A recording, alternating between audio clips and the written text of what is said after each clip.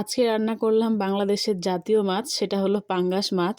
অনেকে কেন জানি এই মাছটার কথা শুনলে নাক সিটকায় বলে যে বমি হ্যান ত্যান। আমার ভাই অনেক পছন্দ। তো এখানে কড়াইয়ে তেল দিয়ে পেঁয়াজ কুচিগুলো ভালোভাবে ভেজে নিয়ে দিয়ে দিছি রসুন, আদা আর গরম মশলা বাটা, এগুলো সবগুলো একসাথে বেটে নিছি আর কি। এবারে মশলাগুলো খুব ভালোভাবে ভেজে নিয়ে দিয়ে দিছি স্বাদ মতো হলুদ, লবণ ও মরিচের গুঁড়া।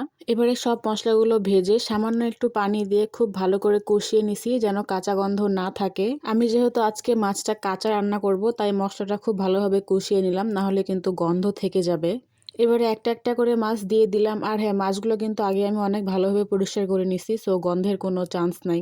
মাছগুলো মশলার সাথে খুব ভালোভাবে ভেজে কিছুক্ষণ কষিয়ে নিলাম যেন কোনো প্রকার গন্ধ না থাকে। খুব ভালোভাবে কষানোর পর যখন দেখলাম উপরে তেল ভেসে উঠেছে, তখন দিয়ে দিলাম পরিমাণ মতো গরম পানি। আর এটা হালকা গরম পানি দিছিলাম আমি।